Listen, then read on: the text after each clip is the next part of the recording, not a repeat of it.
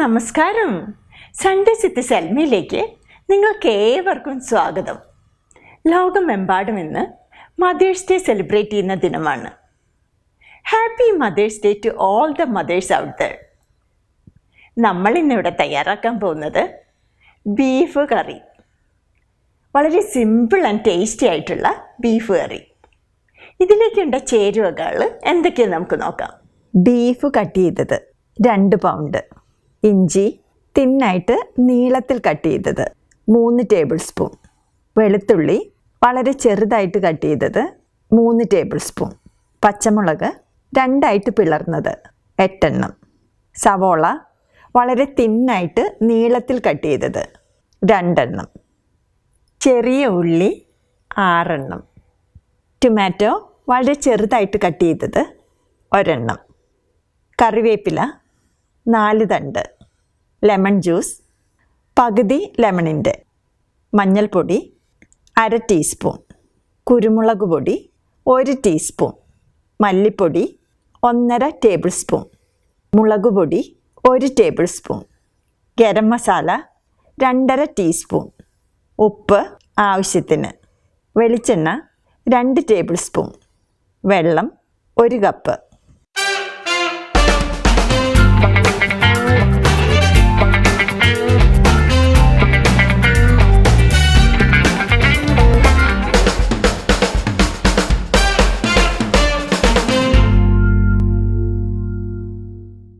ആദ്യം തന്നെ നമുക്ക് ബീഫ് വേവിച്ചെടുക്കാം. ഇതിനു വേണ്ടി ഒരു പ്രഷർ കുക്കറിലോട്ട് നമ്മൾ ക്ലീൻ ചെയ്ത് വെച്ചിരിക്കുന്ന ബീഫും കട്ട് ചെയ്ത് വെച്ചിരിക്കുന്ന ചെറിയ ഉള്ളി, എടുത്തു വെച്ചിരിക്കുന്ന ഇഞ്ചിയിൽ നിന്ന് പകുതി ഇഞ്ചി, കട്ട് ചെയ്ത് വെച്ചിരിക്കുന്ന പച്ചമുളകിൽ നിന്നും 4 പച്ചമുളക്, എടുത്തു വെച്ചിരിക്കുന്ന കറിവേപ്പിലയിൽ നിന്നും 2 തണ്ട് കറിവേപ്പില, ആവശ്യത്തിന് ഉപ്പ്, എടുത്തു വെച്ചിരിക്കുന്ന 1 കപ്പ് വെള്ളം എന്നിവ ഒഴിച്ച് നന്നായിട്ട് മിക്സ് ചെയ്യുക.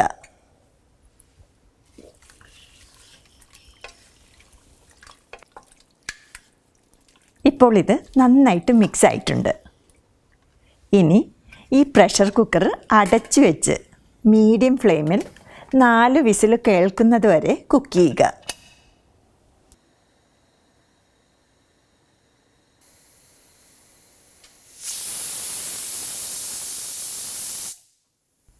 ഇപ്പോൾ 4 വിസിൽ കഴിഞ്ഞു.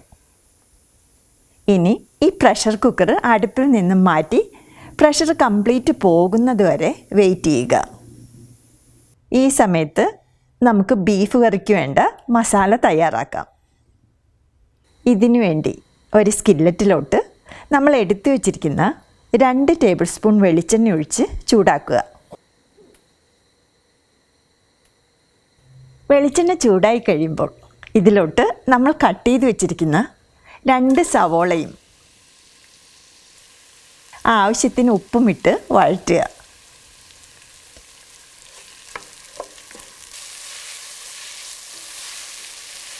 ഉള്ളി ഒന്ന് വാടിക്കഴിയുമ്പോൾ നമ്മൾ കട്ട് ചെയ്ത് വെച്ചിരിക്കുന്ന വെളുത്തുള്ളി, ബാക്കിയുള്ള ഇഞ്ചി,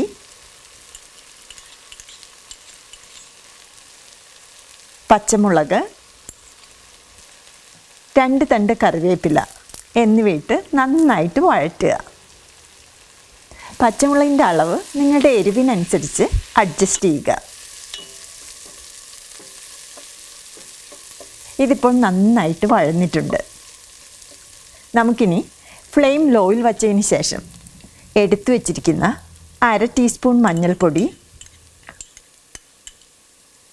1 ടീസ്പൂൺ കുരുമുളക് പൊടി, 1.5 ടേബിൾ സ്പൂൺ മല്ലിപ്പൊടി, 1 ടേബിൾ സ്പൂൺ മുളക് പൊടി, 2.5 ടീസ്പൂൺ ഗരം മസാല എന്നിവയിട്ട് നന്നായിട്ട് വഴറ്റിയെടുക്കുക.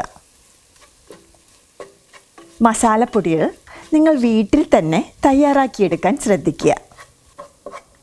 നിങ്ങളുടെ എരിവിനനുസരിച്ച് മസാലപ്പൊടികളുടെ അളവ് അഡ്ജസ്റ്റ് ചെയ്യുക. ഞാനിന്നിവിടെ പകുതി കാശ്മീരി മുളക് പൊടിയും പകുതി നല്ല എരിവുള്ള മുളക് പൊടിയുമാണ് എടുത്തിരിക്കുന്നത്. മസാലപ്പൊടികൾ ഇപ്പോൾ നന്നായിട്ട് വഴന്നിട്ടുണ്ട്. ഇതിലോട്ടിനി നമ്മൾ കട്ട് ചെയ്ത് വെച്ചിരിക്കുന്ന ടൊമാറ്റോ ഇട്ട് വഴറ്റുക.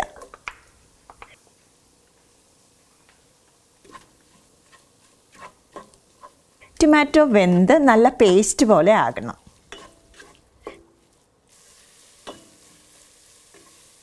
ടൊമാറ്റോ ഇപ്പോൾ നന്നായിട്ട് വഴന്ന് പേസ്റ്റ് രൂപത്തിലായിട്ടുണ്ട്. കുക്കറിൻ്റെ പ്രഷറെല്ലാം ഇപ്പോൾ പോയിട്ടുണ്ട്. നമുക്കിതിനി തുറന്നു നോക്കാം.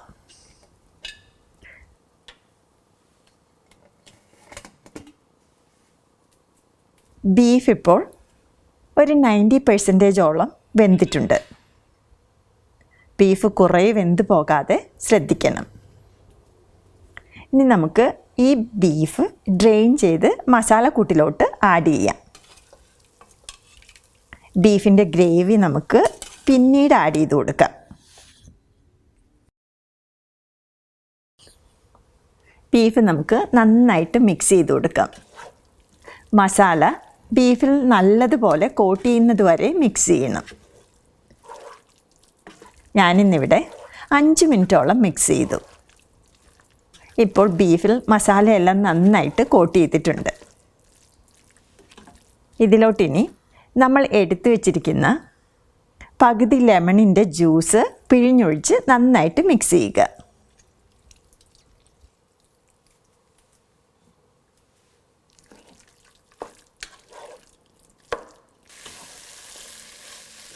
ഇപ്പോൾ ഇത് നന്നായിട്ട് മിക്സ് ആയിട്ടുണ്ട്.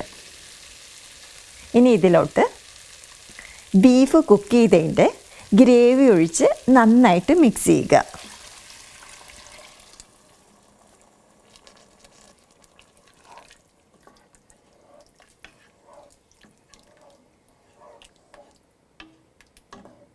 ഇപ്പോൾ ഇത് നന്നായിട്ട് മിക്സ് ആയിട്ടുണ്ട്. ഇനി നമുക്കിത് അടച്ചു വെച്ച് മീഡിയം ഫ്ലെയിമിൽ 5 മിനിറ്റോളം വേവിച്ചെടുക്കാം. ഇപ്പോൾ 5 മിനിറ്റ് കഴിഞ്ഞു. ഇനി നമുക്കിത് തുറന്നു നോക്കാം. ഗ്രേവി കുറച്ചുകൂടി കുറുകാനുണ്ട്.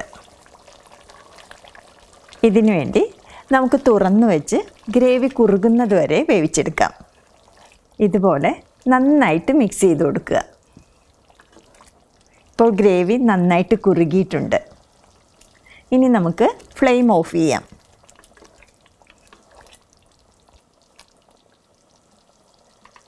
ഇതിനി ഒരു സെർവിങ് ഡിഷിലോട്ട് മാറ്റി ചൂടോടുകൂടി സെർവ് ചെയ്യുക.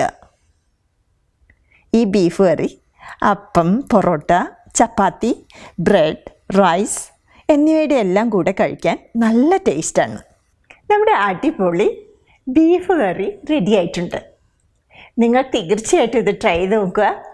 നിങ്ങൾക്ക് ഈ റെസിപ്പി ഇഷ്ടപ്പെട്ടെങ്കിൽ please share and subscribe.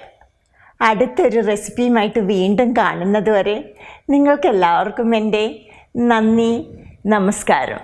Thank you for watching. By.